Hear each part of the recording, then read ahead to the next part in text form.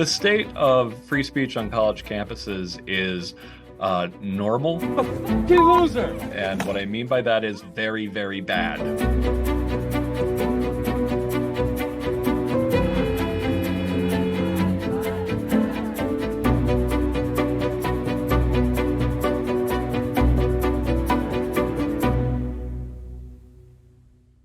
Hi, my name is Greg Lukianoff, and I'm the president and CEO of the Foundation for Individual Rights and Expression, and the co-author of Canceling of the American Mind, a book I wrote with my friend Ricky Schlott. The situation for free speech on college campuses has been dire for a long time. We can't find another period since the law was established protecting campus free speech and campus academic freedom between 1957 and 1973, in which this many professors have been targeted or fired, for that matter.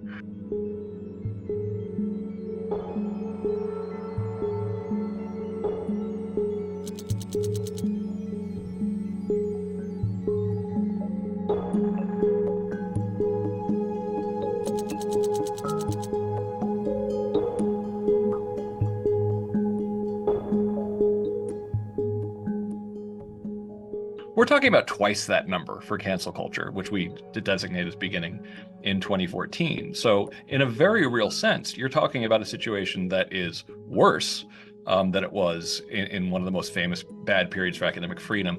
But the difference is, back during the second Red Scare, everyone knew there was a problem. So much so that there was a massive study, taking place at the time, pointing out how bad it had actually gotten on campus. Whereas the weird thing with cancel culture, is that people are still, ideologues are still actually claiming this isn't even happening, or some kind of right-wing hoax, or doesn't exist.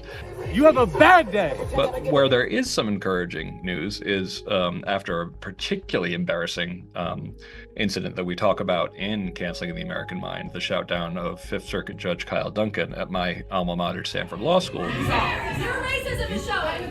Stanford started actually taking some efforts that looked, like steps in the right direction for free speech, and we're happy about that. But 2023 was a particularly bad year, not as much for professor cancellations or student cancellations, but for shoutdowns, including the Stanford one, but also, not too long before, the one at Yale Law School, but also truly scary ones. An incident at San Francisco State University where it's alleged that people assaulted Riley Gaines, but certainly they shouted her down, and SFSU sort of complimented the bravery of some of these activists, and it's no, you're enforcing the popular will on that campus. You're taking a popular position on that campus, and you're bullying someone from talking out of it. There's nothing commendable about that. So I thought that 2023 was a pretty bad year, just in a different way. We've been taking some flack from the right in that Canceling of the American Mind has 3 chapters talking about cancel culture from the right. We have about 20 chapters talking about cancel culture from the left. And do I think that's appropriate? Absolutely, I do. Because even though we correctly point out that these problems exist on both the right and the left, we don't try to pretend that they're of equal proportion on the right and the left.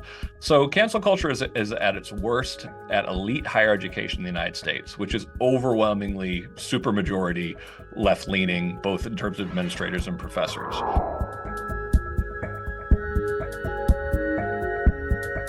The most important thing for the moment right now and going to 2024 is people have to start thinking big about higher education reform. They have to start thinking about experiments that are smaller, cheaper, smarter than higher education. They have to start thinking about alternative models like University of Austin, Texas.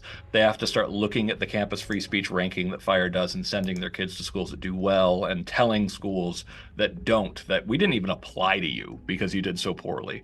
So now is the moment when we need to actually really be trying to fix this problem that's been getting worse for a very long time, and has been particularly at a crisis mode for at least 6 years now.